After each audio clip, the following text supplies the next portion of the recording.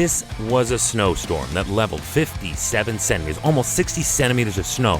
That's over 22 and a half inches. That fell in the city in one continual storm. 48 of those centimeters fell in just one day alone. Hi, I'm Chris May, writer, producer, and host of This Day in Weather History, a podcast from the Weather Network in Canada, and sponsored by Tourism Ireland. Ireland is ready whenever you are. Plan your trip today. Press the green button now. Many, when thinking of the worst snowstorm in Toronto, will invariably look to January of 1999. Back in 1944, that was this day in weather history. It's as hotly a debated topic in Toronto as who's the best all-time Toronto Maple Leaf hockey player. The question here today is, what was the worst snowstorm ever in the city? For those of you that remember the 1999 storm, it actually came in several systems. You got to remember that. In all, 21 people died as a result of this snowstorm, and 13 of the 21 died as a result of heart attacks caused by overexertion by shoveling snow to dig themselves out of their homes. In this storm, as one would expect, businesses and schools were closed as a result.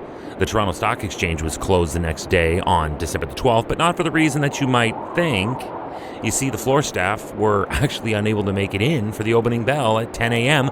because of how impossibly deep the snow already was, thanks to that one day and almost 50 centimeters. Closed, too, was the city's ammunition factory. Now you're thinking, what now? Yeah, 1944, remember? That was right smack dab in the middle of Canada's involvement in World War II, so needless to say, this was a big deal. Come to think of it now, this is 2 days in a row where we have actually gone back to a World War occasion. Remember yesterday? If you weren't with us, yesterday's podcast, we were back in World War I. You're listening to This Day in Weather History, now in its second year from the Weather Network. This month is sponsored by Tourism Ireland, where the world's longest coastal touring route is waiting for you. It's time to press the green button. Plan your trip to Ireland today.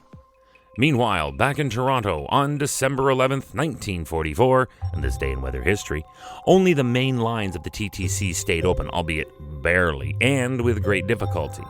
But all other traffic was stopped as if by running into a wall. It was unbearable and an apparent impossible situation. So an appeal went out looking for volunteers to clean the city streets on behalf of the city and the TTC. It was specifically asking for anybody above the age of 16, and that it would take at least 3 days to dig Toronto out and back to normal. First of all, that is a lot of snow. Secondly, my goodness, times sure have changed, haven't they? Today, present day, asking a 16-year-old zillennial to do literally anything without first negotiating some sort of equitable exchange would simply not happen. Toronto mayor at the time was the Honorable Frederick Conboy. He urged workers to stay home unless they were of an essential nature. Sound familiar, 2020? He went on to say, quote, "We want all available transportation facilities to bring war workers to their jobs." Yes, the war effort was the only priority at the time, understandably, and the same as what we have today with our essential care workers during the COVID-19 pandemic that has, just like a world war, gripped the entire planet, bringing nations to their economic knees.